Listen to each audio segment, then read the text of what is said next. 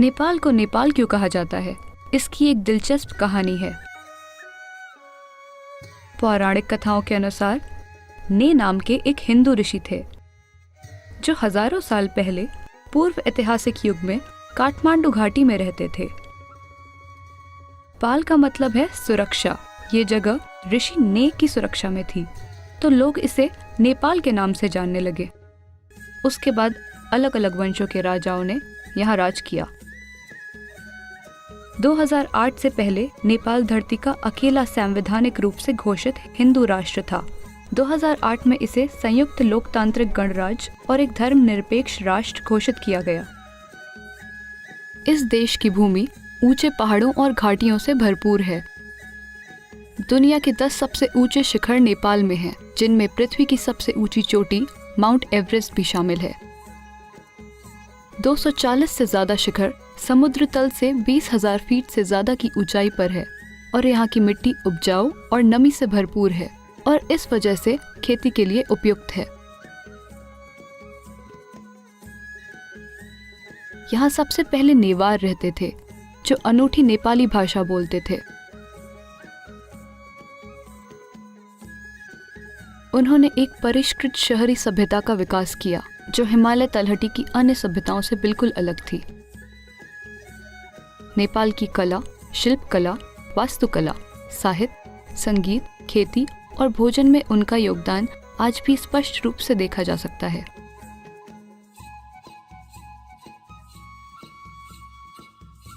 हालांकि नेपाल में बड़ी संख्या में बाहर से आकर बसे लोगों की वजह से नेवार आज नेपाल की आबादी का सिर्फ 5% हिस्सा ही है और उनकी संपन्न भाषा और संस्कृति तेजी से गायब हो रहे हैं।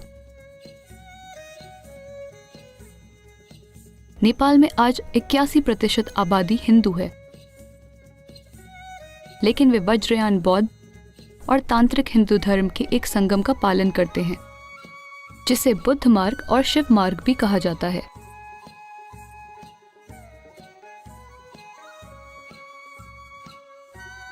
समय के साथ इन दोनों धर्मों के तत्वों को प्राचीन बौद्ध धर्म में मिला दिया गया, जिससे एक तीसरा अनूठा संगम तैयार हुआ जिसे तिब्बती बौद्ध धर्म कहा जाता है।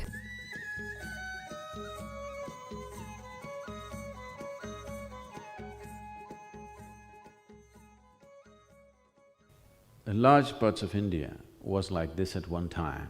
भारत का बड़ा हिस्सा एक समय ऐसा था कि पूरी जमीन को एक जीवित शरीर की तरह बनाया गया था। जिस तरह से मानव शरीर में ऊर्जा के केंद्र हैं, उसी तरह उन्होंने हर शरीर में ऊर्जा के केंद्र स्थापित किए। कई राजाओं ने अपने पूरे राज्यों को एक आध्यात्मिक शरीर में बदलने के इस महान और अद्भुत काम को प्रयोजित किया। नेपाल एक ऐसी जगह है जहां ये चीज भारत के किसी भी भाग से कहीं ज्यादा जीवंत है, सिर्फ इसलिए क्योंकि पूरी संस्कृति ने इसे सहारा दिया। आज भी नेपाल की 98% आबादी के लिए मंदिर जाकर मुक्ति मांगना उनके मन में सबसे ऊंची चीज है। ये चीज भारत में बड़े पैमाने पर खो चुकी है। हाँ, मुक्ति सबसे ऊंची चीज नहीं है, अमेरिका जाना सबसे ऊंची चीज है।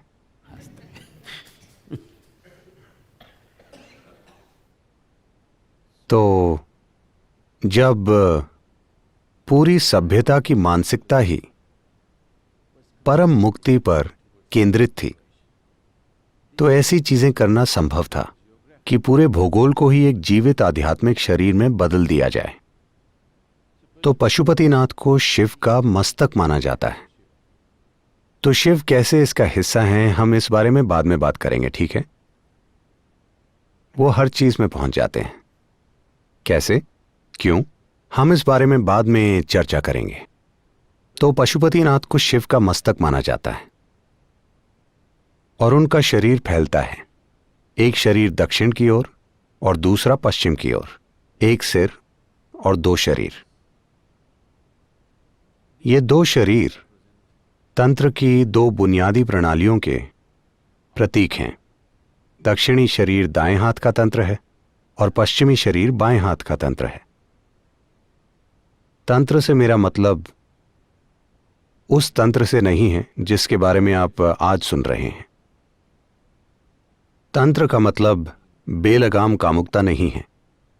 आज तंत्र शब्द से लोगों का मन हर तरह की भयानक कल्पनाएं करने लगता है,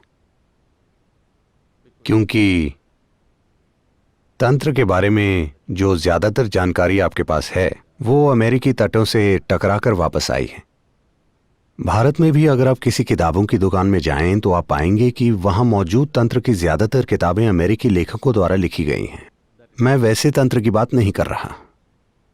तंत्र का मतलब है तरीका या ज्ञान या तकनीक of being able to unmake life and make life again.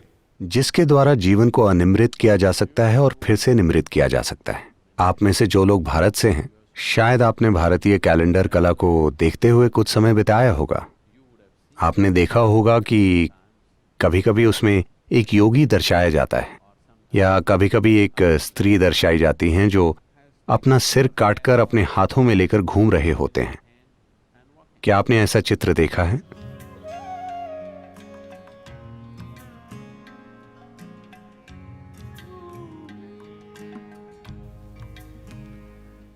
तो तंत्र की ये बुनियादी चित्रकारी आपको ये बताने के लिए है कि ये जीवन की बनावट के बारे में है। इस मशीन को इतनी संपूर्णता से समझना कि आप इसके हिस्सों को पूरी तरह अलग अलग करके फिर से जोड़ सकें। तो तंत्र का मतलब है, जब मैं तंत्र कहता हूं तो मैं चाहता हूं कि आप इस तरह से समझें, ना कि उस तरह से। इस समझ से उन्होंने एक सिर वाले 2 तांत्रिक शरीर बनाए। मस्तक यहां पशुपतिनाथ में है, सहस्रार सिर का शीर्ष भाग कल्पनाथ में है, जो ऊपर है वो मुक्तिनाथ में है, जो परे है वो कैलाश है।